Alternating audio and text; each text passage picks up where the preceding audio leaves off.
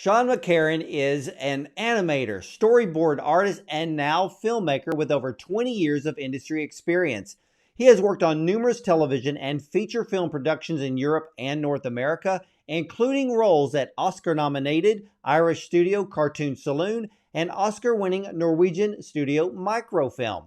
Now, the animated short film Corvine is Sean's first and created by his company, McCarron Productions, based in Vancouver, British Columbia. Now, Sean McCarron's beautiful tale Corvine shares a story of a boy who loves nature, especially crows. And as an eccentric boy, he has trouble fitting in at school due to this obsession with the crows. Now, screened at numerous prestigious international film festivals and capturing many awards in the process, Corvine will receive its New York premiere at the Tribeca Film Festival. So, ladies and gentlemen, let's welcome multi-talented animator and filmmaker Sean McCarron and his award-winning animated short film Corvine to the show. Welcome, Sean. Hello. Thank you very much. Hi, how are Well, you? I'm doing great. Well, you've been at this animation for a very long time. How did you get into it? As a kid, I always loved drawing and I just never stopped. And it just became something that as I grew up and watching more and more cartoons, it just felt like a natural fit for me. Well, when did you decide to try filmmaking, but staying with animation? That was just quite recently. I've been working in the industry for 20 years and always doing animation and storyboard, but I just wanted to try and tell my own stories and see what I could do and really branch out and try my hand at a little bit more of everything rather than just one specific little alley. So I started this film 8 years ago, and it took 8 years to create the final product. Wow. So did you already have the story already written 8 years ago, or was it just the process over the 8 years of fine tuning the story? I came up with the idea 8 years ago, and then it took 5 years kind of from the initial idea to the storyboarding and just getting all the revisions and all the story worked out. So, yeah. Well, where did your inspiration for Corvine actually come from?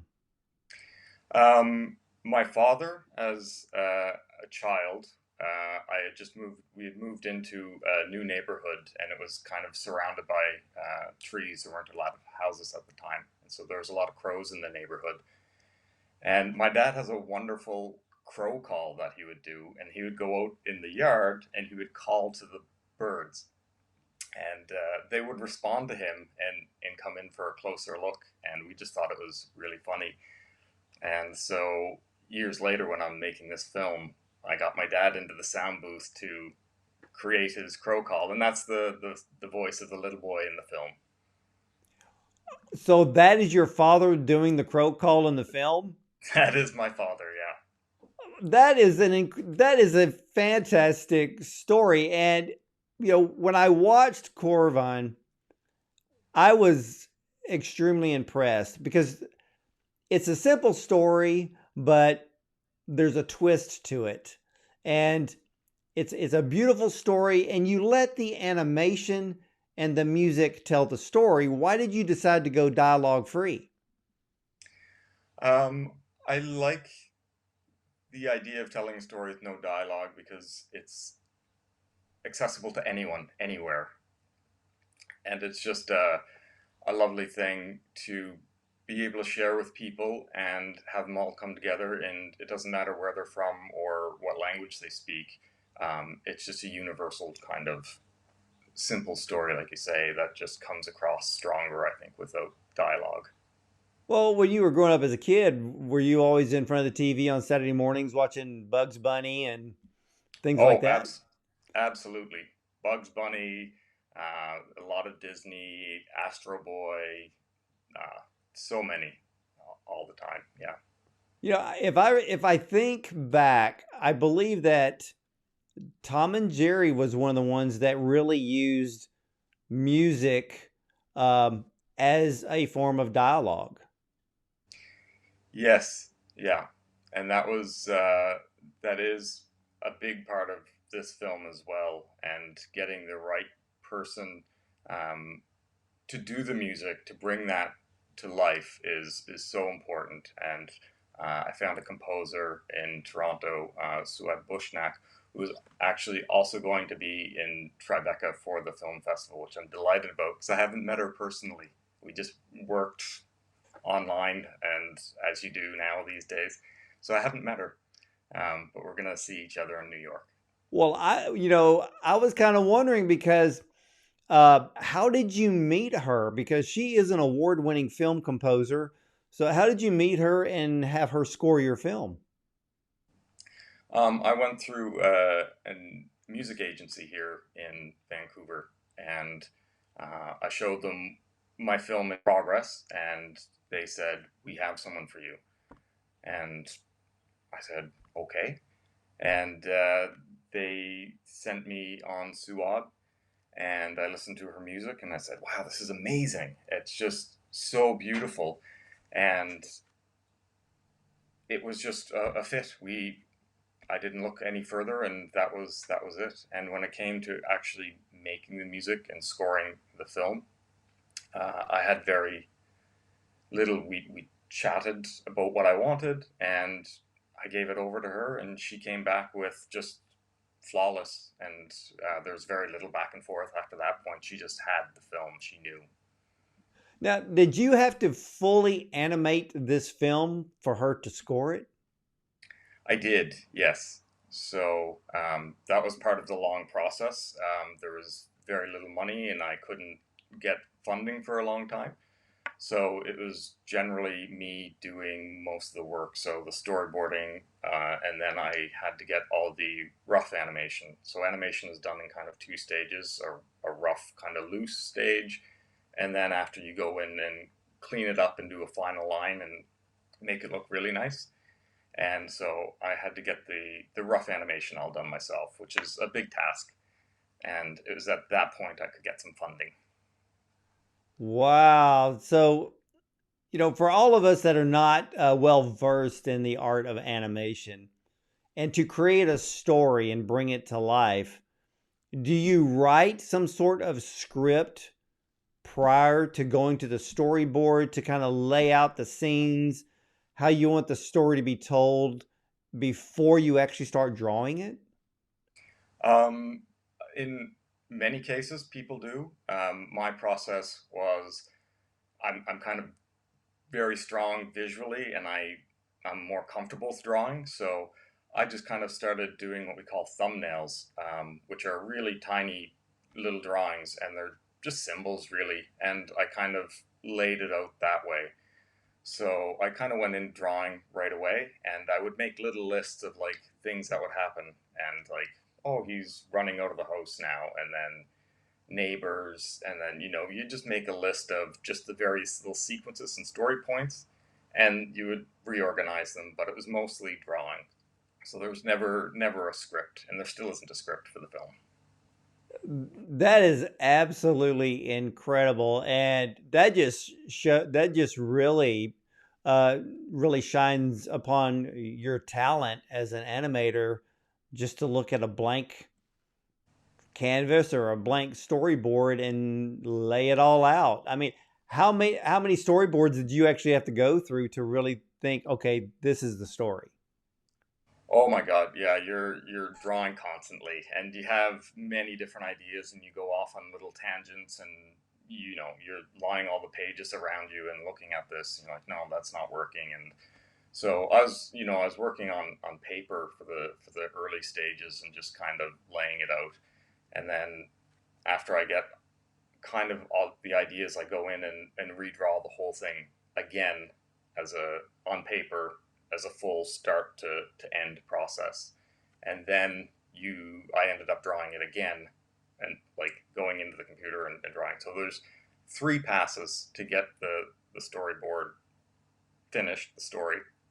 And then there was another pass where you're doing revisions and constantly doing so.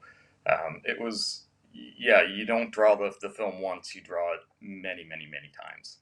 And I guess that's why these major studios, it takes them a few years to actually bring a concept to the big screen. When you're looking at maybe a 90-minute animated movie, it's just working on the characters and the story over and over again until you get it Yeah. right. And it's always funny to me because if you watch a full-length feature animated film, and I always see directed by, and I'm thinking, how do you direct an animated film? What is their talent in the areas of animation? I mean, you can't tell the character going, no, could you show a little bit more anger this time? Let's roll the film. It doesn't work that way. So what does the director actually do when it comes to an animated film? It's all of those things. You can't do it. See, live action, you're doing it on the spot. You're working with an actor, and you're pulling that out. But you do everything beforehand as a director. So you're doing a lot of research, and you're thinking, hey, how is this character? How do I want them to act? And you're pulling in references online, or you go to YouTube and you see something like, oh, kind of like this performance over here, and you're getting the person, the animator, some live action reference and various things that you want to see, and maybe like illustration or something, and then you work with them. So when, like I say, you have a rough pass and then you have a clean pass. At the rough stage, you'll have a look and you'll say, okay, we're not hitting it here, or let's make some changes here. So there is a lot of going back and forth that way as well, but it's mostly upfront, and the more you're prepared in animation, the better you're going to be. It almost sounds like mind-numbing work, especially if you're doing an animated film, regardless if it's a short or a feature, but where there's actual dialogue. To me, that really seems far more difficult than doing a dialogue-free version. But we all grew up as kids. We know what it's like to watch cartoons that are completely dialogue-free. We know what's going on. We know the story, and we're just soaking it in and enjoying it. So we don't have to hear the characters talk. No, no, and that is a nice thing, and it's also, I mean, it works for my film, and I wanted it.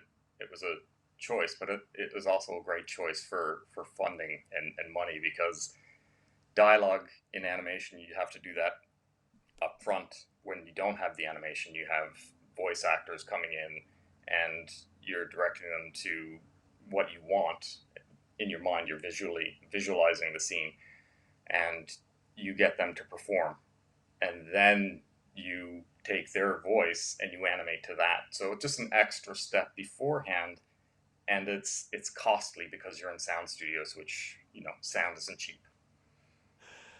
Wow, so it's a real so being voicing actual characters, it's really a lot of back and forth Oh, with the absolutely. animator. Yeah. Okay, well then Well, let me ask. Yeah, no, go ahead, Sean. yeah, you would have your voice done and locked before the animator comes in. So once you have that, you're just dealing with the animator and the performance side. Yeah. Well, I'm not well schooled in the art of animation, but I remember the days of Disney hand drawing and flipping back and forth with paper and gels to create movement. What process did you use to create the animation? So I'm using kind of the same technique as the old days of paper. So it's all hand drawn, but these days now we've moved on from paper, and it's drawing directly into the computer. So you save that step of scanning every drawing. So it's all hand drawn movement, and 24 frames per second. So you're doing a lot of drawing to get that movement nice and smooth, and yeah, it hasn't really changed since the Disney days too much, to be honest. Well, it was funny because I was watching this short video of this animator, and he was talking because he was way back in the day when it was literally just doing all of the art on paper.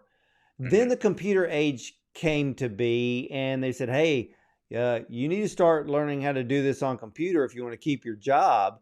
Uh, So did you have to go from paper to computer in your 20 years of experience, or when you started was the computer age already there? Yeah, it was funny. I was right at the turn. So when I went to school, I studied classical animation and it was all hand drawn on paper. So we flipped, and that's how I was taught animation. And as soon as I graduated from the Vancouver Film School, I went into the industry and they're like, okay, we're going to try this new thing, Flash. We're going to draw it all in the computer. And it was just, that was it. I thought that was going to be just a one-off kind of thing, but it just never. I never had a paper job in my life. I've never drawn on paper, animated on paper. What was the learning curve like for you at that time? It wasn't bad. I mean, I was young.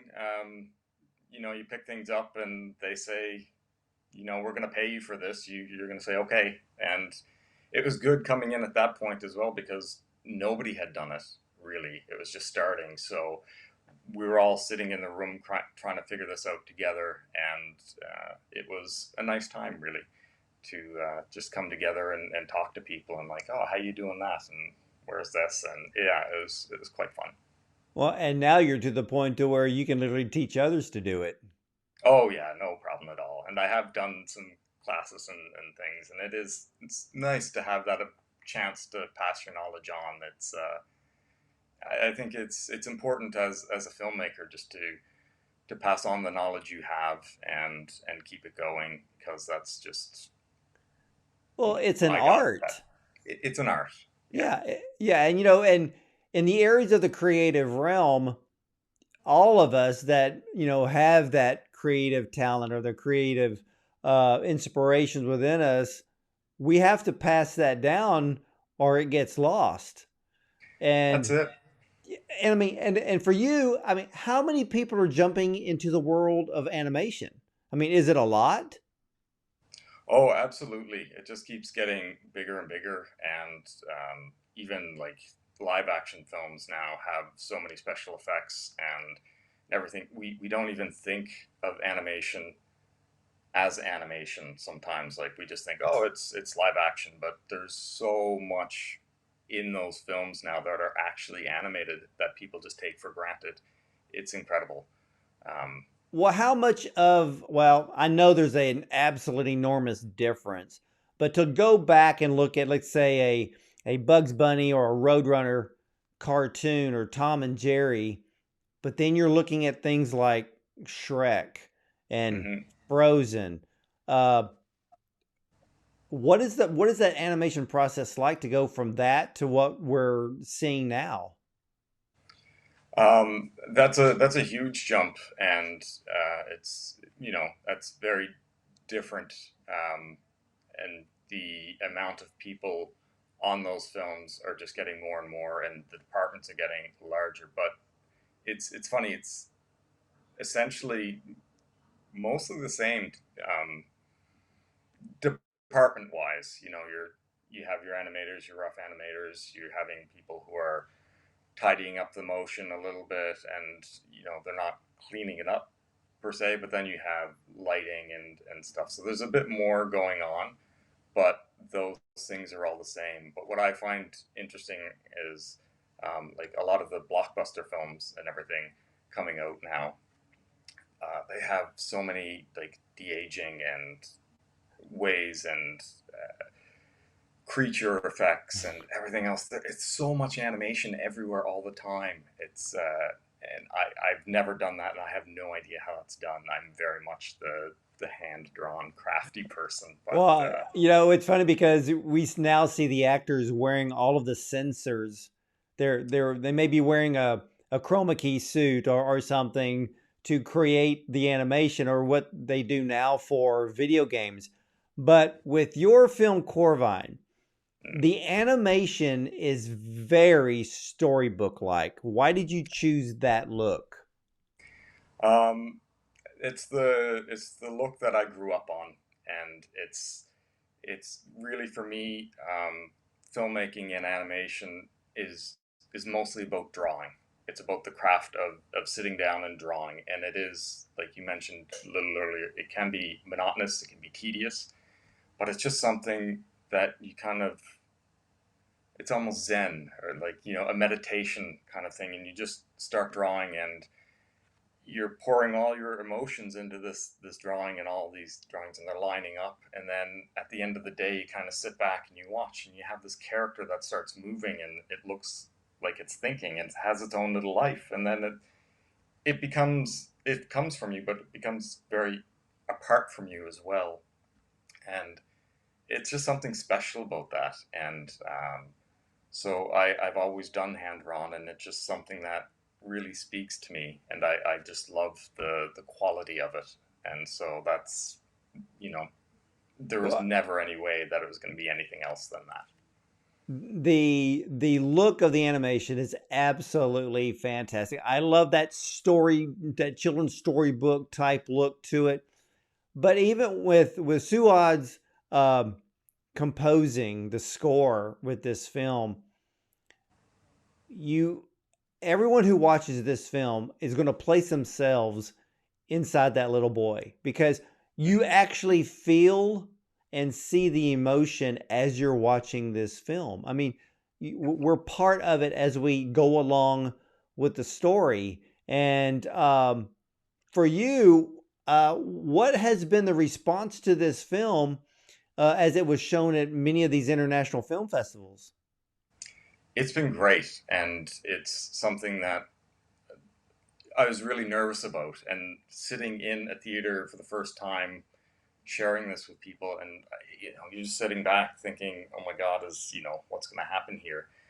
And I couldn't even watch the screen, so I just kind of, you're looking mostly at your feet, but occasionally you would look across and see how it is, and people, were quiet, and they're engaged, and they're looking, and it was comforting then. And I even got a tear from one person, so it's just like, okay, it's hitting. And when I came out of the theater, people are coming up to me and asking me about the film and saying how much they relate to it. And that's been a wonderful experience, and even some surprising ones, because there is no dialogue.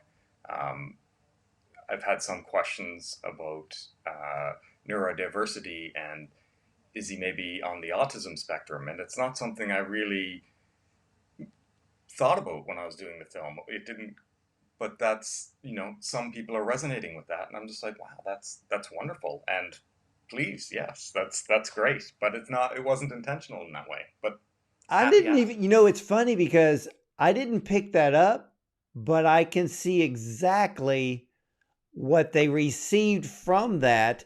So here's your film reaching a segment of the population that deals with autism that can absolutely relate to it. Yes. And how beautiful you can't get more beautiful than that. No. And that's the power that made me realize, like, okay, my option to make it accessible to everyone. But then you get that feedback, and you're like, wow, that was even beyond what I had imagined. And it's just one of those lovely things about filmmaking and sharing your work with people, is just getting it reflected back, and it's just like, oh wow, that's wonderful. I now does it make you are you already thinking about a second one?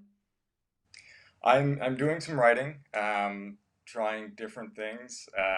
I'm very early in the process and don't have too much, but the story is darker. I wanted to try and push myself in a different way. It's going to be hand drawn still, but I'm looking at the Slavic myths right now, and the Rizalka. They're kind of water spirits that drag people to their deaths in the water. Wow, animated horror. Yeah, why not? Nothing. There's absolutely nothing wrong with that. I had a very dear friend of mine who, well, he was a film director for many, many years. Had 45 films, and every single one of them was horror. So, Yeah. uh, and and still one of the most popular film genres of all time. I mean, the moment they hit the screen, they know how to fill the seats. But for you, Sean, what's it like that your film was chosen out of all of these thousands of entries to be shown at the Tribeca Film Festival? Oh, it's an unbelievable feeling. Anytime you get into any festival, it's wonderful. But then just having this extra big event and all the hoopla going on around it, and just the excitement is really something special, and I'm really enjoying it right now. And And it's yeah, and you're on your way to New York. I'm coming to New York. It's going to be a wonderful time. Can't wait. And how many showings will you have at Tribeca? There are 3 showings for this particular program, on the 10th, 11th, and 17th of June. And you're going to be at every single one. Nope. I'm going to be at the first 2, and I can't stay for the entire festival, unfortunately, so I'll miss the last screening. Well, hopefully there's going to be some Oscar qualifying in your future with this film, and they'd be an idiot not to. Wow, thank you. That would be a dream. And like I say, I'm just enjoying the ride, and whatever comes, that's how it goes. You know, I watch so many films. I love short films. And for me, when I watch them, for the most part, you can pretty much know which ones have the ability to be qualified. Corvine has the absolute ability to be qualified. It, again, ladies and gentlemen, this is an amazing animated short film. It tugs at your heart.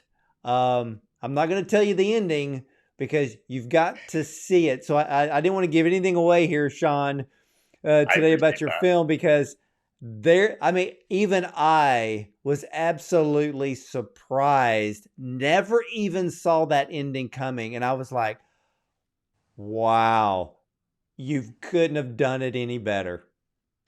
Thank you so much. That's a huge compliment. Well, it's rightly deserved. And ladies and gentlemen, you've got to go to tribecafilm.com. And if you can't attend the screenings in person in New York, you can watch Corvine online at tribecafilm.com starting June 19th through July 2nd when you sign up at their website. Forget all of this streaming. If you want to see real film, sign up at tribecafilm.com.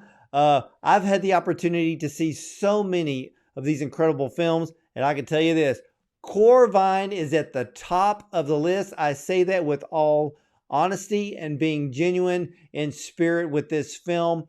Sean, I thank you so much for coming onto the program today and sharing Corvine with all of us, and giving us a look behind the scenes of animation at the same time. Ward, thank you for having me. This has been amazing, and I really appreciate you spreading the word. It's, what a great time.